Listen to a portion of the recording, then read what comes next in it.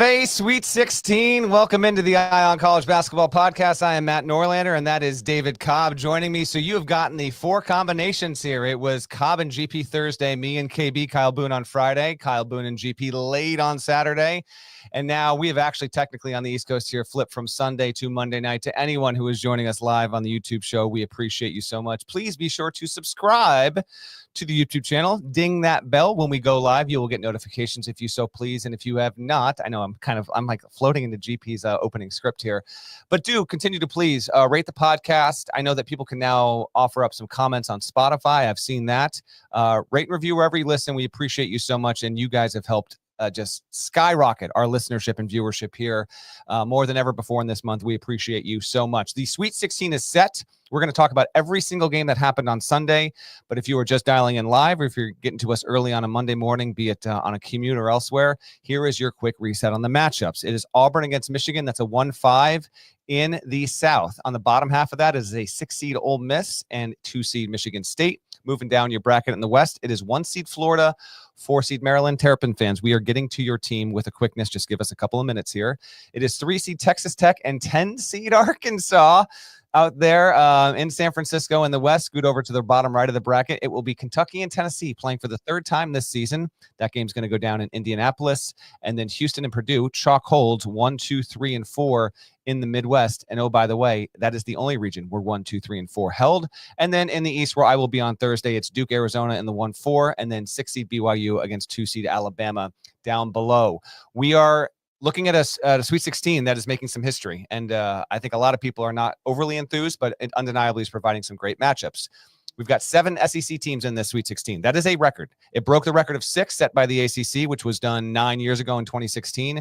So half the SEC field that got in has survived to the second weekend. The Big 12 and the Big 10 have 4 teams apiece, and the ACC's lone representative is Duke at this point. This is the first Sweet 16 since 2007 with no teams seeded worse than 10th. It is a rarity that we get that. It's only the 5th time since the tournament expanded that's been the case. It also happened in 95, 2000, and 2004, in addition to 07 and this year. There's a few other trends that we'll get to later in the show, but we are missing mid-majors. We are missing Cinderella. And this was a theme early, obviously by a lack of that on Thursday and Friday, but even the likes of Colorado State and New Mexico and St. Mary's, teams from mid-major leagues and mid-majors themselves, they couldn't break through on Sunday. David Cobb, it's great to be here with you. Before we get into the game-by-game, and we're going to get to Maryland winning in incredible fashion over Colorado State, we're going to pay plenty of attention to that game. Let's at least open up here by acknowledging the situation we have with the Sweet 16. Incredible matchups, but missing a little bit of flair. I know, Cobb, it's going to prompt, is this all NIL? What does this mean? Me personally, I am not willing to go there with one tournament. This is a random results generator. And just 2 years ago, we had a Mountain West team in the national title game. And we've seen some crazy, we've had St. Peter's in the Elite Eight. What are your thoughts on the fact that Cinderella is no longer at the dance? And not just that, we've never had fewer conferences represented. The previous record was 7. There are only 4 conferences left in the Sweet 16. The previous record was 7. Your thoughts and takeaways on the Sweet 16 as it stands right now? Matt, it's the natural byproduct of conference consolidation because 2 years ago, BYU was in the WCC and Houston was in the American. And so the fact is they're both in the Big 12 now, so it's partly why we get this result. And look, last year, the only, quote, mid-major still alive in the Sweet 16 was San Diego State, and they were coming from a Mountain West that had 6 bids. They were coming off of a Final Four appearance, and they were a number 5 seed. So, yes, factually, it is accurate that this is the first Sweet 16 with only high major representation, but I view that as largely the byproduct of the conference consolidation that we've seen rather than some overarching indictment on where college basketball is headed in the NIL era. And let me real quick give you a couple things to back that up. 2016, 2017, and 2019, Matt, the only, quote, mid-majors in those Sweet 16s, Gonzaga. Zags were a number 1 seed in 2019, a number 1 seed in 2017. Yeah, and so, we're missing number 11 seed Loyola Chicago or number 15 seed Oral Roberts. But you know what? When they come back, we'll appreciate them even more for having gone through this Sweet 16 when we didn't have them. I completely agree with your point there. I certainly hope it happens next year personally. And I think most people watching the pod and listening would heavily identify with this. The Sweet 16 just feels more fun with at least one, if not two, small guys breaking through. And yes, the big time matchups are awesome. I can't wait to get to Newark. I've got an incredible pair of games there, but it will make us appreciate it more. And for me personally, and I know I can almost guarantee you, GP's actually on set right now for CBS Sports Network. That's why he couldn't join me here, because he's going to be in the studio until 2 a.m. Eastern, and we were not making that guy do 3 shows after 2:30 in the morning here. But I can almost guarantee you we'll talk about this. We have a Monday afternoon CBS Sports Network Eye on College Basketball episode. So just another heads up. We will have another episode coming to you Monday and another one on Tuesday. So me and GP are going to finally be able, our schedules are going to link up and allow us to do that. And we'll get going with that. We'll talk more about this as the weeks go on. Let's get into the games. And we have to start with Maryland and Colorado State, of course. There have been a couple of good games in the tournament so far. The first 4 actually gave us probably 2 of the 3 or 4 best ones, between St. Francis, Alabama State, and then Texas and Xavier. But the best game did have the best ending. Both of these things were true at the same point. Maryland 72, Colorado State 71. I've already hogged up plenty of the mic here. I've got some goodies and stats, but I am sending it right back over to you, Cobb. Your thoughts on the game, your reaction? Obviously, we got to get to the travel call that wasn't, but take it wherever you want. I'm just overly joyed that we got a bona fide, true, ball is in the air, horn is off, buzzer beater. Your thoughts on what went down in Seattle on Sunday night? Well, you tipped your hand a little bit, Matt. You think it was a travel, don't you? I do think it was a travel, but I will get to whether or not it should have been called that and everything surrounding that, because that quickly became the discussion point. But I do think that by the book, yes, it absolutely was a travel. You're not allowed to gather the NBA interpretation of what's allowed versus the college one. There is a differentiation in the rule. Matt, it's one of those, like, what color is the dress sort of situations where some people are going to see it one way, other people are going to see it another way. Nobody's going to agree. People are going to be mad about it, right? So could they have called a travel? Yeah, absolutely. It clearly looks like he took 3 steps. Am I also simultaneously glad that they didn't decide the game on a whistle? Yeah, I am. But if they had, man, how different is the narrative tonight? We're trying to cram Colorado State into Cinderella's slippers right now if they called travel on Derek Queen. And we're not having this discussion about first Sweet 16 with no mid majors, right? So it's crazy how much the national narrative hinges on one call, not to mention the fates of both Maryland and Colorado State. So yeah, could they have called a travel? Absolutely. If you want to get into the minutia of like what Gene Steratore had to say, and like you talked to some high level officials, did you not, who had some input on this? You know, we can get into that. Like, I think that's the story of tonight, is that buzzer beater won and the controversial call that sort of wasn't made. Well, okay, we will get into that. But first, I want to celebrate. I mean, this is just the tournament, especially with so much chalk moving on. And I know by nature of the result here, you have the favorite team from the power conference moving on. The tournament did need something like this. We just did not have a lot of games with a lot of tension for the better part of 2 hours. This felt like a first weekend void of more of that than almost any tournament I can remember in the past decade. So to get this, and not just to get it, I mean, Maryland's up 4 with about a minute to go. And Jalen Lake shot before the shot, hits a cozy little 17-footer from the wing, ties the game. CSU led for a lot of the early part of it. And then the play drawn up, everyone knows it's going to Clifford. And it's a beautiful skip pass through a little bit of traffic. Queen's got they're late on the recovery, but Queen's got his arm stretched out on Lake, and that's borderline NBA range triple, and it cashes. And I'm obviously coming to you. If you're watching, I'm in my typical CBS Sports studio podcast booth here. I was in the studio all night, and so I was downstairs watching. We got this gorgeous, like, huge HD wall, and I'm losing it. It was incredible to see that shot go in. Jalen Lake, he's wet. Amazing stuff, and that would have been good enough for me. Period. Right, but then you get this moment with a player like Derek Queen, and with a team like Maryland.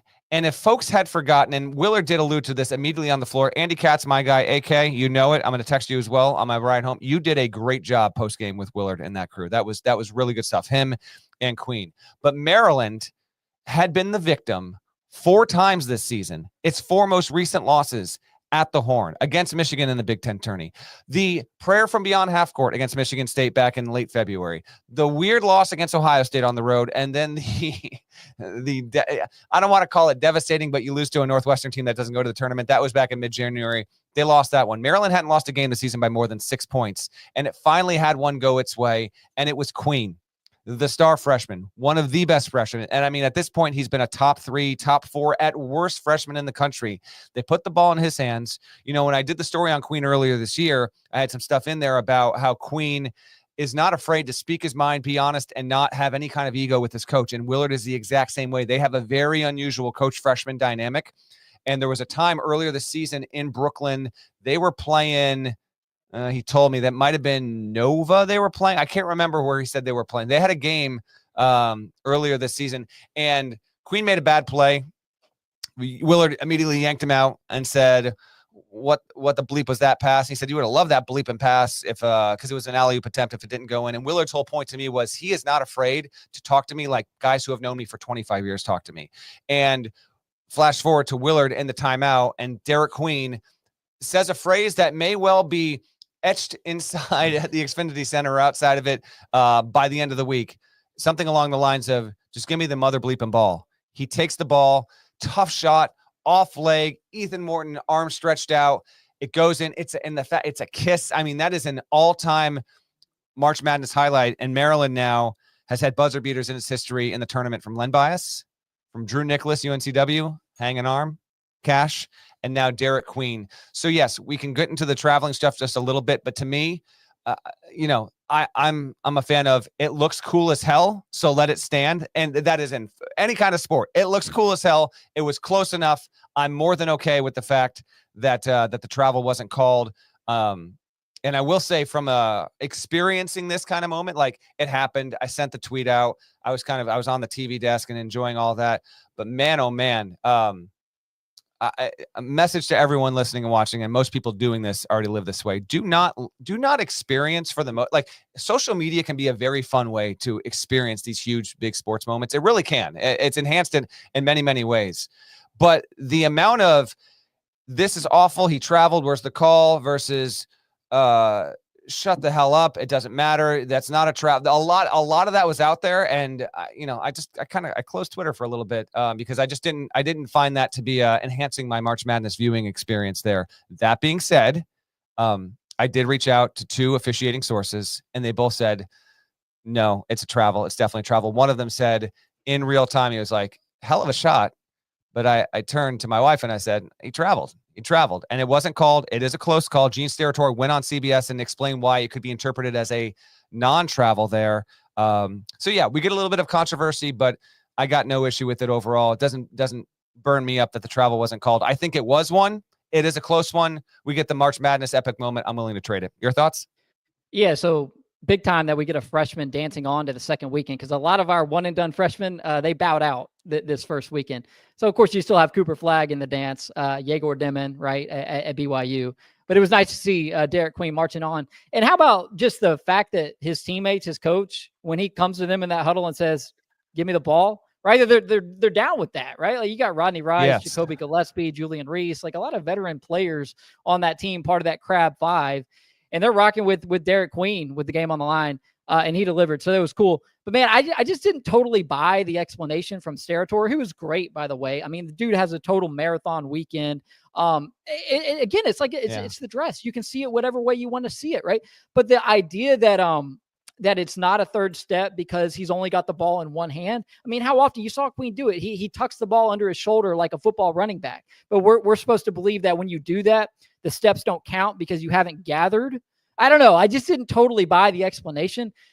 Again, I love the ending. I'm glad the referees didn't decide it. But if I'm a Colorado State fan, man, I'm irate. I'm saying I just got robbed of this would have been their first Sweet 16 trip in the modern era. Would have been huge for the Mountain West, right, as a league. I mean, that's the other side of this, is that there's a call that could have been made that wasn't made, and a team's dreams are dashed as a result. Yeah, if I was at home with my board, I'd be hitting the Eagles. 1969. That's the last time Colorado State made what was not called then the Sweet 16, but made it that far with only 16 teams remaining. Shouts to the great Debo, who's subbing in for producing tonight. Not has had a long weekend, maybe a little bit under the weather. He's running it. He tells me we have Willard and Katz. Let's hear it. This is Kevin Willard with Andy Katz after Maryland won the game. Go ahead, cue it up. Well, Kevin, I covered a couple of those buzzer beaters. Northwestern, Michigan State.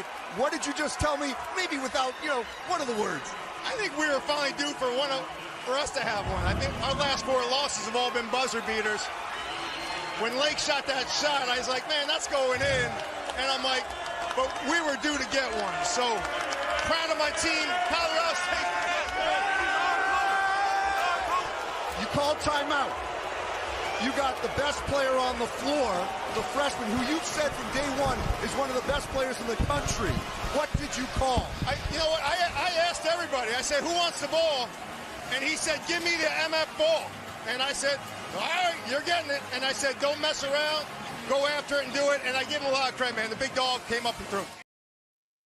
That's good stuff. And by the way, there's this increasing trend this season where a coach or a player is doing the post game and the entire team goes. And I love it. I saw it in person with Arkansas on Saturday after they beat St. John's. I'm loving that. I'm loving talking to the players going into halftime, coming out of it. Just really, really cool stuff that is up to the television presentation and production. I'm good with it across the board. And that was really, really, really fun stuff. I've got a couple notes here on this game. The Crab 5 scored 70 of Maryland's 72 points in this game. They are averaging 69 points. Nice. In the tournament. That's also what they're averaging for the season. That's the most of any team starters in all of Division I. This was the first game-winning buzzer beater in the tournament since Lamont Butler in 2023 in the national semis. But it was, how about this nugget? It was the first buzzer beater. And there's been a million things going tonight, but I think this is correct. I've had, being on TV and trying to do the pod and all this. I'm pretty sure that this was the first buzzer beater in which the team that won was down a point when the ball was in the air and then won the game when the ball went in, since Loyola Chicago did this 7 years ago in the second round to Tennessee. Dante Ingram, I think, hit that shot. So that's the last time we actually had a true do or die ball is in the air. I believe that is the case there, because I want to say Butler hit his and the game was tied when that happened. We've had some since then, but in the tournament specifically, Maryland had not a single turnover in the final 18 minutes and 57 seconds of the second half. If you can play a tournament game without a deep bench and not have one giveaway in the final 19 minutes, that's massive. That is absolutely massive. A shout to Nick Clifford, Colorado State's stud, who when we vote on our All-Americans pretty much a week from now, Cobb, he's going to be on my third team. 681 points for the Rams. That is a school record. And great job out of him. Great job out of Nico Medved's team. Super, super impressive. I love the tournament for stuff like this. This was a ton of fun. Any closing thoughts on this game before we get to the rest of what happened on Sunday? No, I just realized I've been in person for 2 of the 5 or 6 most recent NCAA tournament buzzer beaters. I was covering Tennessee as a beat writer when Loyola Chicago won that game over the Vols in, it was 18, 17, I can't remember. And then I was there in the Final Four 2 years ago for Lamont Butler's shot.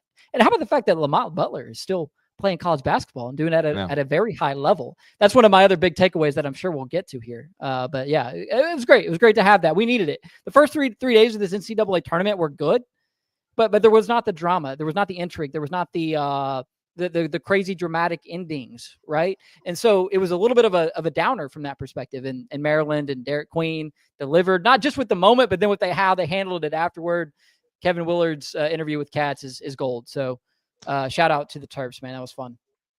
Thanks for folks correcting me in real time. Butler's shot, they were losing at the time when he hit it. That's a good note there. Again, doing 1,000 things. Shouts to Morrison crying. I know he likes to watch every single live show during the tournament.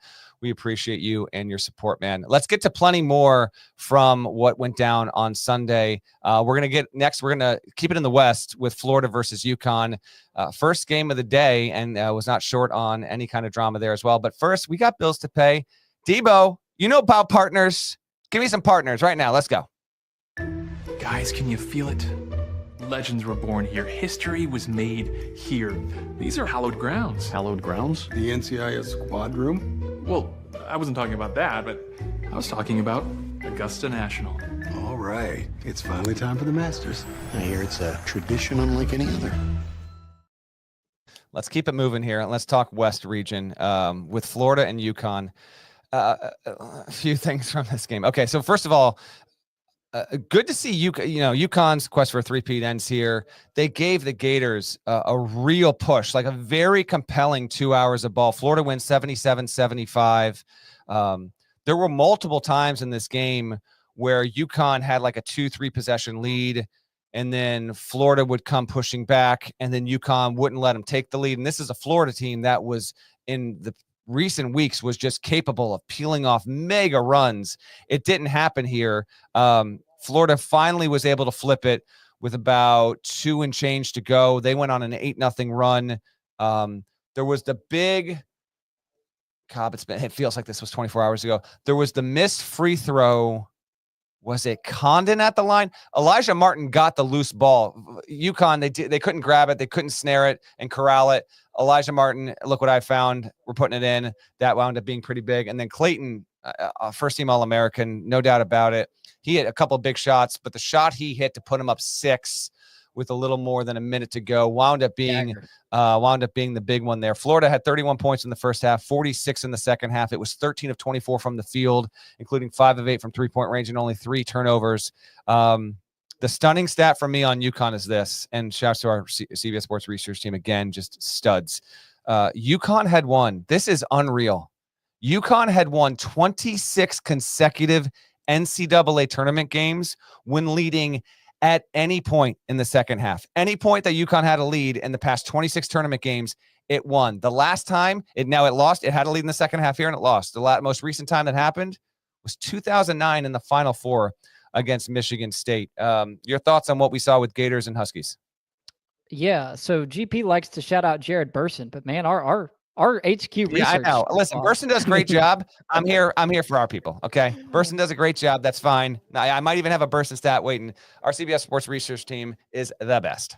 Yo, I thought UConn played a phenomenal game. I mean, the fact that anybody is hanging with Florida right now, you can't do it unless you got an amazing game plan and you execute it at a high level. These guys are operating on another planet. Florida didn't play its best game today, but it was the old adage, right? That like, a veteran guard play in March, I mean, it's as cliche as ever, but it was so true today because Elijah Martin, Will Richard, and of course, Walter Clayton Jr. all had huge moments in this game for Florida. They're the ones who spearheaded this thing. In the first half, it was Elijah Martin. You mentioned the second chance dunk that kind of helped seal it.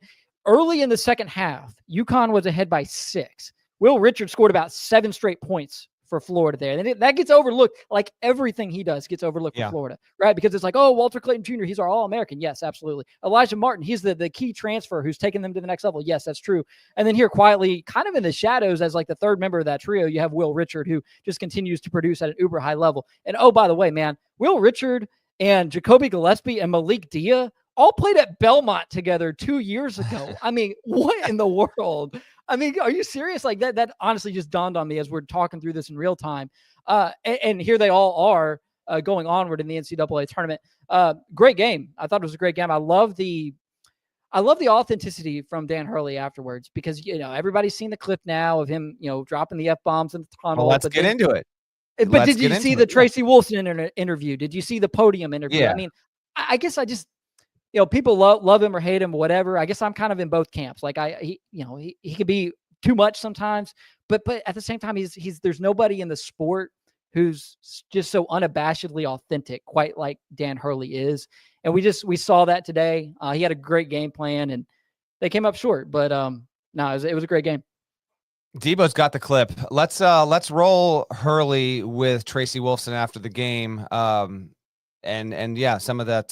This is not at the dais. This is with Wolfson in the stand-up. Go ahead. Let's hear what he had to say. Coach, I could see the emotions on your face. I know this was a difficult one. You guys had them. You fought so hard, mucked it up. You said you made it a Big East game. Yeah. What happened down the stretch? Yeah, I mean, they showed their quality. I mean, I thought we played with tremendous honor. I thought we played with the heart of a championship program and program that's gone back to back, and for a team to to end what we really wanted to do, they were going to have to put us down, and obviously a worthy opponent like that, there's honor in the way we went out. You mentioned that tournament streak, what you guys have been able to do. What did you tell your team in there? Just love them. I mean, just love them. This year has been a real battle. We've battled, and we've had to battle and battle, and at times, I don't think we liked each other a whole lot with some of the things we had to go through together. But I don't think I'll ever love a team more than how hard they fought for what we were trying to accomplish and for the honor they played with today. Appreciate the time, Coach. Yeah, there was some real authenticity there, some more emotion at the dais. UConn finishes its season at 24-11. Heck of a year. Florida, great job, but let's just focus on UConn here because this is a little bit of an obit here. There was before this moment, I guess it encapsulates everything with Hurley. Hurley has set the record for most notable viral clips caught while exiting an arena and going into the vomitorium ever. He saw Baylor getting ready to come out because they had the second game against Duke and says, I hope they don't bleep you like they bleeped us. And then it's Dan Hurley. Everyone's going to react to it. I completely get it. I get you. I'm telling you, the man contains multitudes. I was with this team back in Maui. I was with them in the preseason and all the three-peat talk. Yeah, I know a lot of people are happy that UConn is out of this tournament and that Dan Hurley was booted before making the Sweet 16. I get all that. I understand. Like there's because of who Hurley is and everything that comes with him. Like he has become for many people like the easiest person to hate in college basketball, which I made the case back in November, and I'll make it again. It's actually a net positive for college basketball to get people to feel some sort of emotion one way or the other for Dan Hurley. And two things can be true at once. Hurley can be pissed that he lost by 2 to one of the best teams in the tournament, didn't think he got the best whistle, and in the heat of the moment, decided to say to the Baylor, I hope they don't bleep you like they bleeped us. By the way, as most people realize, not the same officiating crew. We're not working a 7th grade Saturday game here, back-to-back day. It's different guys working that thing overall. And then he had the emotional moment afterward talking about all this. It's going to be interesting to see what the roster looks like. We'll cover that on future podcasts. The portal, by the way, is, I think, technically open now. Could not care less about the portal opening. And I would love if they can change this again, at least get us after the Elite Eight. But this is going to happen here over the next couple of days with a lot of guys hopping into the portal, guys that were just playing in the tournament. McNeely, obviously an NBA prospect. You figure he's gone. Caravan, we wait and see on that. A few other folks on the roster, we wait and see who sticks around. Samson Johnson, I believe, graduates and moves on here. Aiden Mahaney, Terrace Reed, what happens there? Solo Ball, if he returns into that UConn, Solo Ball has like all-American potential. We'll see on that. But yes, the video Cobb of Hurley exiting, it prompted a lot of takes there. And some people saw that and then saw him crying and thought that was inauthentic. I'm just telling you, I don't find him to be an inauthentic man whatsoever. He's extremely in touch with his emotions. And there are certain people that have made up their mind on Dan Hurley. I completely get it. And I totally understand if you think that even a lot of the stuff that he still brings to the table is too emotional, too over the top. But this is who he is. And for better or for worse, this is what you get. And UConn will remain compelling, and we'll see what they are moving forward. Any other thoughts on them? Or Florida, take it where you want. But that was probably the second best game of the day. No, I'm just disappointed to hear that you don't care about the portal. I was really hoping to get 5 potential landing spots for Southern Illinois guard Kennard Davis from you tonight. Get him out of here. Not getting into the portal right now. Yep. No portal talk. We're done with that on this show. No, I thought Hurley, if you go, I did the everything Dan Hurley said post for CBS Sports. And as such, I both watched his press conferences and then read through his transcript quite methodically. And he is self-aware. And I didn't just come to this realization today, but he knows who he is. Like he knows how people perceive him. And to a certain extent, he just can't stop himself or can't help himself. And that's why he's authentic, right? He's not trying to put on a show. He's not trying to tailor who he is to satisfy social media or to satisfy the regular media. In fact, he had a pretty good comment in there tonight or this afternoon about how, I'm not going to have to throw out first pitches this year. I'm not going to have to ring the bell at the New York Stock Exchange. So we didn't win the championship. So it'll be nice just to get back to being a coach again. And that'll benefit him, and they'll come back stronger than ever because there's nobody who cares more about winning? I mean, there's a lot of really competitive coaches in college basketball. I don't think there's anyone out there who cares more than Dan Hurley does. Yeah. Good fight. It was, I know on a lot of levels, that staff and that team, not satisfied with the loss, but they didn't get run. They didn't get run out of the building, and UConn gave them a good fight there. That was the West. Let's move along to the Midwest. The only game from Sunday in the Midwest was Kentucky against Illinois, because in that region, Purdue, Houston, and Tennessee all advanced on Saturday. This game had good potential. It wasn't as good as it should have been. Kentucky wins 84-75. Mark Pope moves along, and in doing so, we've got an interesting trend here. We can talk about the game, but how about this? There are, for the first time in the history of the tournament, this has never happened before, at least 4 of the Sweet 16 teams, or the 4 of the last 16 teams standing, are coached by first-year coaches at those schools. And not just that, this is what makes it unprecedented. Every single school the previous year either didn't make the tournament or didn't win a tournament game. That is Michigan under Dusty May. That is John Calipari at Arkansas. That is Kevin Young at BYU. And that is Mark Pope and his Kentucky Wildcats. And Kentucky set what I believe is now considered a first. This team didn't return a single point from last year. There has never been a team that made the Sweet 16 that did not have at least 1 point returning from the season before. Mark Pope has done it at Kentucky. That is mighty impressive. What did you make of what the Wildcats did against Brad Underwood's Fighting Illini? Well, what you just laid out is a little something that I call the Jack Golke effect, right? Because Jack Golke sinks Kentucky in the first round of the 2024 NCAA tournament. As a result, fan furor in Lexington picks up. John Calipari starts looking for an exit. He lands at Arkansas. Mark Pope goes from BYU to Kentucky. And then Kevin Young ends up at BYU. All 3 are somehow better off now because Jack Golke had the night of his life in the first round of the 2024 NCAA tournament. I mean, how amazing is that domino effect? I wrote yesterday that if Kentucky didn't win today in the second round, that John Calipari would have won the breakup. When in reality, I mean, all sides have won this breakup. But if you were looking for a winner and Cal's in the Sweet 16 and Kentucky isn't, then I guess it's Cal, right? But the fact that BYU, Kentucky, and Arkansas are all somehow better off now is absolutely wild. And that's probably doesn't happen if Kentucky makes a run last year. That's correct. So to see those dominoes is incredible. But the takeaway for me from Kentucky over Illinois is Lamont Butler. His shoulder is never going to be 100%, at least not this season. But he looked good. He looked like a player who's learning how to deal with it. His shot looked good. He was 4 or 5 from the field, 4 or 5 from the free throw line, had 5 assists. If he's getting used to playing with that shoulder injury, it changes the calculus on what Kentucky can accomplish. So they got to get past Tennessee for a third time. But I mean, at this point, right? Like they've done it twice. Who's to say they can't do it a third time? That's my takeaway, man. If Lamont Butler's playing like he played tonight, you can't put a ceiling on this Kentucky team, not with what they've accomplished this season. Yeah, the effect of last year is incredible, and I think it's really, really cool. The fact that Cal, just an all-timer, leaving Kentucky for Arkansas. By the way, great get, man. Great get yesterday. Like when you got the wife and daughter, man. I mean, just incredible. Like, thanks, man. Just great job. They were awesome. Great job. You know, I think some of it came through in the column, but Ellen, his wife, was great. His daughter Megan was a star. Like, she was just clear-eyed, emotional, but like in a really good mood. They were caught on camera sobbing.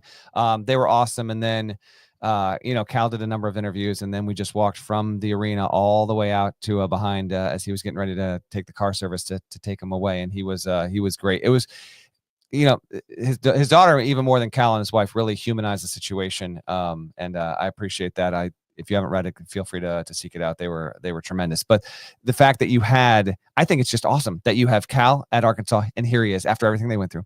You have Kentucky get Pope, and he year one hits it like this. I mean, it's amazing. And then BYU, which hasn't been here since Jimmer, is also there after Pope left BYU. That's a really, really cool thing and a fun trigger. And this is going to, as you would probably expect, the fact that we have 4 schools that can say, hey, look what happened. We got our guy in immediate dividends. There's no guarantee that any of these schools will be in the Sweet 16 next year, or they'll make 3 of the next 4 or 4 of the next 6 with these coaches. We don't even know that. But right away, they were able to flip their programs and rejuvenate. Michigan as well. Think about Michigan went from 8 wins last year into the Sweet 16, and I believe that's the fewest.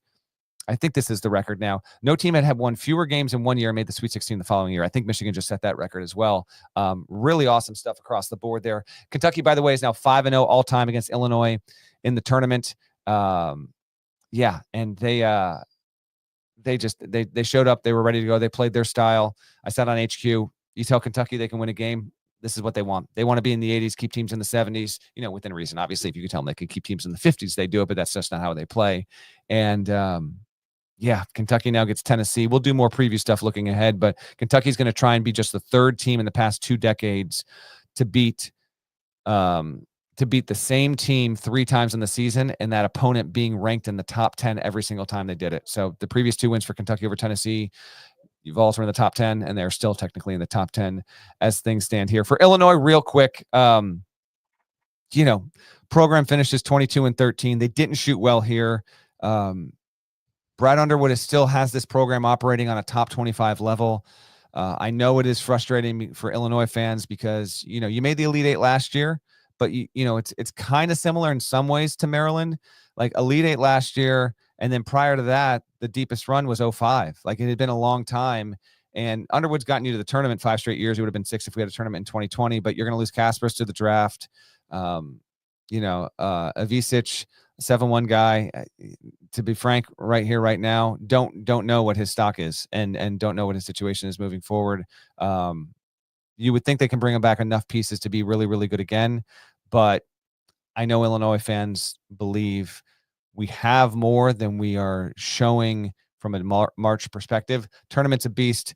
It can really bite you, and we'll see. But Underwood in general you're much better now than you were before him.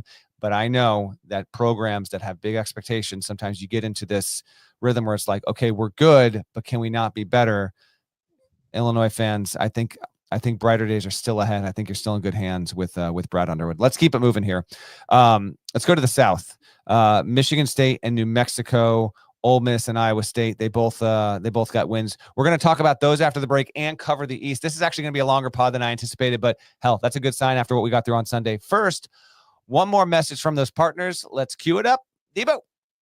One of golf's elite courses, Quail Hollow, hosts the game's top players at the PGA Championship this May on CBS. All right, let's keep it moving here. Michigan State beats New Mexico 71-63. New Mexico got out early.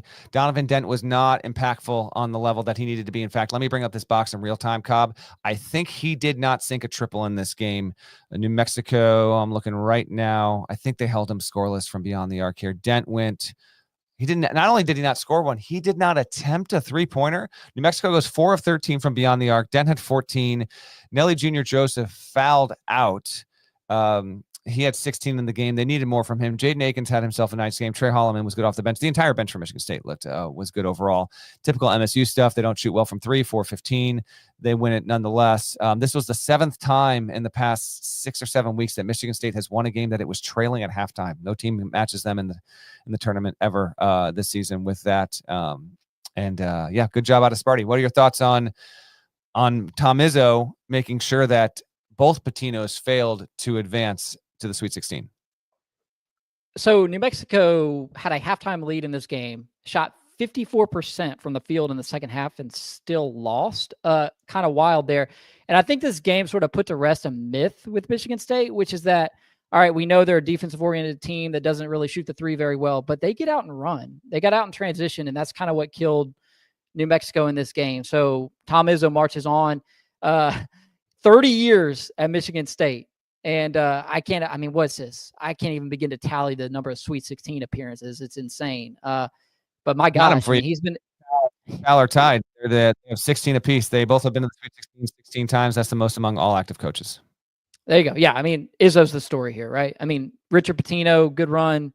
Like, he's done an amazing job rehabilitating his career at New Mexico. They got ousted in the first round last season. They win a game in the Big Dance this year. Like, that's cool. Like, when a guy is able to go not succeed at a high major job and then get another chance and really thrive. Like that's a cool sort of subplot to this game. But the story is Tom Izzo and Michigan State going on. Ole Miss beats. I want to keep it moving here, not have us stay up too late. And I also I've got to drive home, and it's not a 10-minute drive, nor a 20-minute drive, nor a 30-minute drive. So let's keep it cruising. Ole Miss beats Iowa State 91-78. Wow. Not surprised Ole Miss won. Surprised by this being a wire-to-wire domination. This is the second Sweet 16 ever for this program. The only other one came in 2001. It's the largest margin of victory by Mississippi in the tournament ever in program history. Iowa State had 15 turnovers. No Keyshawn Gilbert was obviously a major issue here as well. And this obviously contributes to having 7 SEC teams into the second weekend. But Chris Beard's team, they do a really good job of taking away your number one feature, your forte, your dynamic, your go-to guy. They get it done here. To move along. Malik Dia had some really awesome, and Padula was good as well, but Dia had some really nice flashes in this game for the Rebels. Your thoughts on what went down? This game was obviously played in Milwaukee. Well, first, Matt, you got a long drive ahead of you. Have you busted into that fridge that they have there in Stanford that has the Celsius in it? Have you done that yet? I have. I've never had a Celsius in my life. I'm not anti. I just haven't tried it yet. But March, man, you got to try it. So I know, I've told you this.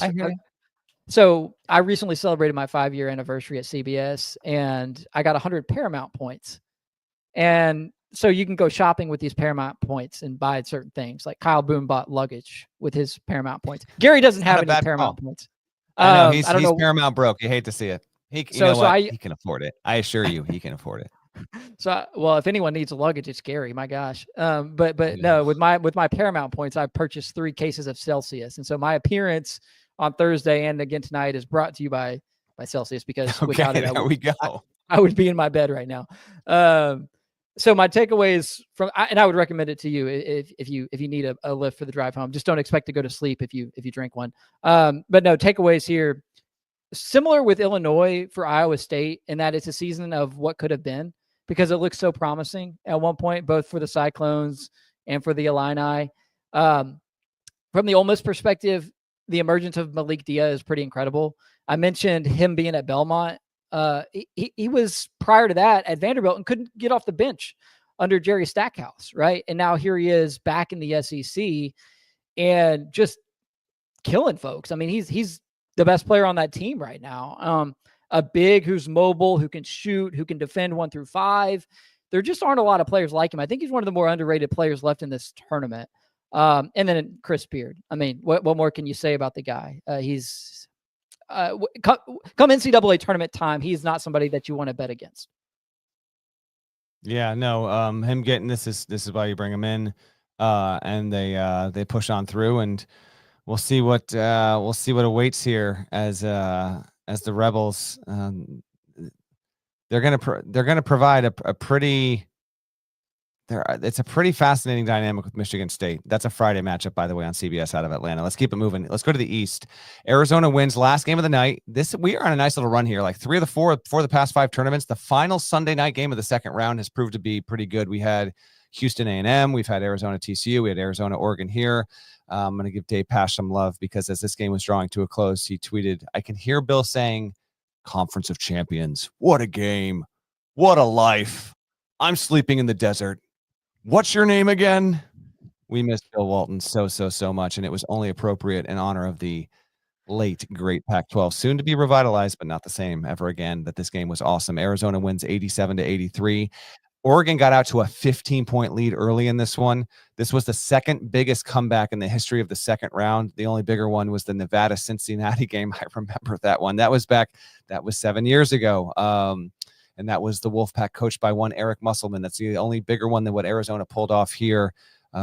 Caleb Love, after having another nice night here and getting his team to the Sweet 16, is now, you can believe it, he has more, you probably can, he's been around forever. He has more points in the tournament than any player. He's got 207 after going and dropping 29 in this game. Mark Sears has 204, so those are the 2 leaders.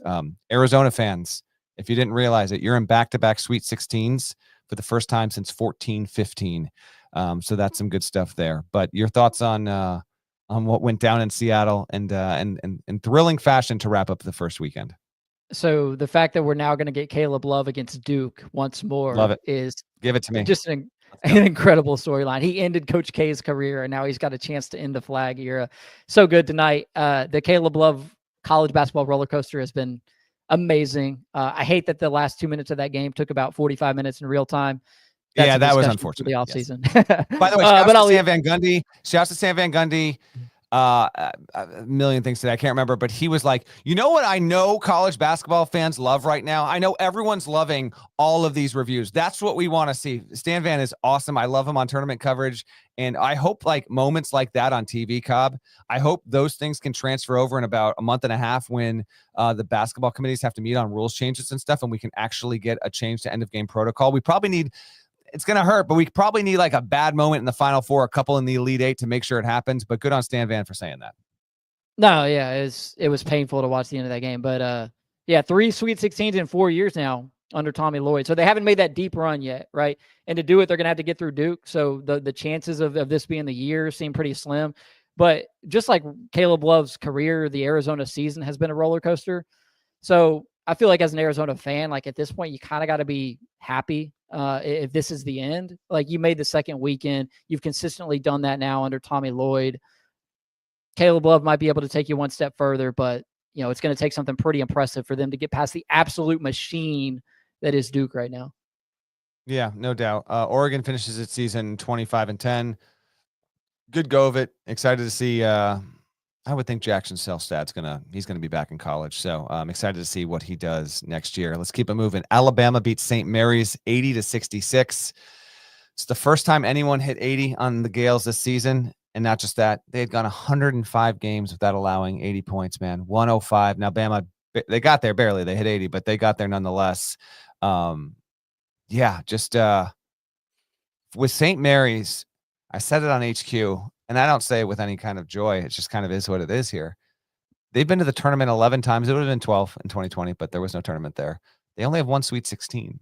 And I think that there is a ceiling on this program. It needs the exact kind of right matchup. It's often not, it's not seeded third, fourth. It's been a 5 seed a couple of times, but it just can't break through to the second weekend. Now, what Randy Bennett has done is incredible. Like it really, really is. But when it comes down to March, just way more often than not, it can get a game. It has. It wins a first round game, but getting 2, it's only happened once there ever. So that's a bit of a bummer for St. Mary's. But for Alabama, Grant Nelson had another terrific dunk. He's having a hell of a run here. And Nate Oates gets Alabama back to the Sweet 16 again. And obviously trying to go for back-to-back Final Fours. Something of a nondescript game overall, but any takeaways on what played out there between the Tide and the Gales? Well, Alabama had 6 guys in double figures, which at least for one night, one game, sort of puts to rest this idea that they need Mark Sears to go for 30. Like clearly there are times and moments and games and matchups where they need Mark Sears to look like the guy who a lot of us thought was going to be the preseason, or was going to be the player of the year in college basketball. Like there's a time and a place for that. But in this game, in this matchup, it was 6 different guys getting to double figures for Alabama. And now it sets up, look, I know y'all are going to talk about this in the coming days, but come on, Alabama versus BYU, that is going to be an absolute offensive fireworks sort of matchup. Just incredible stuff. And one of the upshots of the fact that this Sweet 16 is so chalky is that this game, among many others, Alabama BYU, will be just tremendous. With the way BYU is playing, they absolutely have a shot against an Alabama team that, let's be honest, still doesn't play a lot of defense. I mean, St. Mary's did not commit a single turnover in the first half. I mean, wrap your mind around that. Crazy. The Crimson Tide forced 0 turnovers in the first half of that game and still won it fairly comfortably. How about that? Wow. Yeah, no, I'm going to be in Newark and very much looking forward to it. That Bama BYU game is the first game that tips off of the Sweet 16. It really might be. I almost feel like we're going to talk about it for 4 days, so it won't happen. I would love if it was first to 100 wins. That's going to be awesome. Last result, Duke 89, Baylor 66. It's Baylor's largest NCAA tournament loss by margin in program history. Duke, when it's been a 1 seed, it has never failed to reach the Sweet 16. 15 times it's been a 1 seed. 15 times it's made the 16. This game was actually interesting to start. Baylor was up 24-23, and then Duke went on a 24-6 run, and it was over. It was over there. They shot really, really well. In fact, they were insanely hot. I've got a few notes from our research team. They shot 64.4% in this game. That was their best field goal percentage since the Elite Eight Classic, maybe the best college basketball game ever played, the Leitner shot game against UK and Philly back in 92. Duke became the first team ever with 64% shooting, 55% from three, and 80% from the line in a tournament game. Their 80.7 true shooting percentage was the best of any team since Villanova. I actually remember that they destroyed Oklahoma in the Final Four. So it was the best since then from a true shooting percentage. And I said I had a Burson stat for you. Here it is. Jared Burson tweeted, Duke scored 1.50 points per possession, which is hotter. It's hotter than mercury. And that's the highest PPP by any team in the tournament game since the Nova game versus Oklahoma. Tyrese Proctor, oh boy, that was awesome. Shire had a great moment post-game. He got emotional. And for me, on my end of it, like I remember talking to Shire in the preseason when I went to Durham, and we got to talking about Proctor and what was going to be expected of him. His second season didn't go as expected. This was a guy that was once thought as a one-and-done player. The Aussie was awesome on Sunday. He is on fire. His 13 threes through 2 tournament games are a program record, and he is the second player in tournament history with multiple games of 6 made 3-pointers and at least 75% shooting from 3. Here's the thing. The other guy that did it was Tayshaun Prince. He did it in multiple tournaments. Tyrese Proctor has done those in 2 games in back-to-back, albeit one was against a 16 seed, but we haven't seen that before. Duke dominated Cobb. It cruised in the first weekend here. Auburn got a little bit of a push from Creighton. Houston held it against Gonzaga, but Gonzaga made everyone kind of just like, hold on. And then Houston got it done. But there was a little bit of that. And then Florida obviously was in a battle for 40 against UConn. Duke's the only 1 seed that didn't have any issue whatsoever. Any closing thoughts on what the Blue Devils provided in dominant fashion against Scott Drew's Bears? It feels like what UConn did in the first weekend last year, where it's just, I mean, somebody like me who's got a million different things to write and to do, you just don't even dive in that deep because it's so dominant, right? And so, yeah. I mean, that's kind of where Duke is at. You brought the goods, you brought the nuggets on that one. Tyrese Proctor was insane. So that's all there is to say about Duke. Yeah, I will add this. I think the Proctor stuff means something for Duke in this regard. Like Flag got like hit in the eye, and he was all right, but you could tell it was like a little swollen up a little bit. Teams that win national titles, they normally, not explicitly intentionally, but they're looking for moments along the way, be it in their conference tournaments or really in the tournament, if it's first round, second round, Sweet 16, Elite 8, national semis, whatever, where you got a player that you don't expect him to be option A or option B. Maybe he's C, D, or E, but they provide you a reason why you won. And they didn't, like, Duke could have won the game without Proctor on the floor, but I actually think that helps their psyche moving forward there. It doesn't guarantee that they're going to beat Arizona in the Sweet 16, but I thought that was pretty key and pretty good overall. We can wrap the show. That's a look at everything on Sunday. The Sweet 16 look ahead we're gonna get to later this week. The matchups are very intriguing. I'll give you the tip times real quick here as we wrap up. Thursday gets going with BYU Bama. That's Brian Anderson, Jim Jackson, Allie Force from Newark on CBS. 7:39 TBS and True TV from San Francisco. That's Maryland versus Florida to start. You got Kevin Harlan, Dan Bonner, Stan Van Gundy, and Lauren Shahadi. Then around 9:30, 9:40, 9:50, we'll see how it goes. You'll have Arizona versus Duke from Newark on CBS. And then the nightcap on Thursday, we're looking at Arkansas versus Texas Tech on TBS and True TV. The last time San Francisco had a regional semifinal and final was Coach K's final year 3 years ago. Arkansas and Texas Tech were both at that regional, and both of them lost at the hands of Duke. On Friday, 7:09 CBS from Atlanta, Ian Eagle, Bill Raftery, Grant Hill, and Tracy Wolfson will give you Ole Miss and Michigan State to start the night on Friday. Around 7:39, you've got Kentucky versus Tennessee out of Indy on TBS and True TV. Andrew Catalan, Steve Lapis, and Evan Washburn. Shouts to Evan, Andrew, and Steve and the crew. Got to say hi and talk to them a bit when I was in Providence. They move along to Indy. They'll do a fantastic job. Evan, keep bringing those J's. He's wearing his J's, his kicks. He looks great while doing so. 9:39 CBS Atlanta, Michigan versus Auburn. Bird, Raft, Hill, and Tracy. And then it wraps up with the Sweet 16 on Friday with Purdue and Houston. Purdue local play, by the way, there. 10:09 or thereabouts on TBS True TV with Catalan, Lapis, and Washburn. So that is your Sweet 16 schedule. It's a damn strong field. We got some really tasty, enticing matchups, but we've got a couple of days and a couple of pods to break all of that down. Any closing thoughts from you on the opening weekend, Cobb? You can take it all the way back to the first four or anything Thursday, Friday, overarching. Want to give you one last bit of thought here before we wrap up the show. No, it's this. Cinderella is not dead. She's just asleep. She will be back. The NIL era has not ruined the NCAA tournament. I don't believe that for a second. You look at Princeton, you look at St. Peter's, you look at Oral Roberts, those are all 15 seeds that made the Sweet 16 in the NIL era. bad year for Cinderella. The ball will bounce her way again sometime in the near future. I completely agree with you on this, and I think it's in all likelihood going to happen next year. I don't think that NIL has been directly responsible for the Sweet 16 field that we have, but I do think, and almost kind of cringe at it, that this is going to be an overwhelming take, and I'm sorry, I need more tournaments. I need more data before I can go on board with that. I think it can have some sort of level of impact. I get that. But I'm not there all the way yet. Thanks to everyone for watching live. We've had a pretty good live crew. Debo, you've been awesome to step in and produce. Cobb, thank you for staying up late here with me as well. Hope everyone enjoyed the recaps for the first weekend. We will continue these obviously through the Sweet 16 and the Final Four. GP and I will be back together on Monday and Tuesday and beyond. But with, travel schedules and late nights and him in the TV studio and me at games, we got to rotate the cast in. Chip Patterson will be making his return to the pod very soon as well. So we very much look forward to that. For everyone listening, we appreciate you so much. Get a little bit of rest. Tournament is going to start back up before you know it. Thank you so much. And we'll talk to you again on Monday afternoon.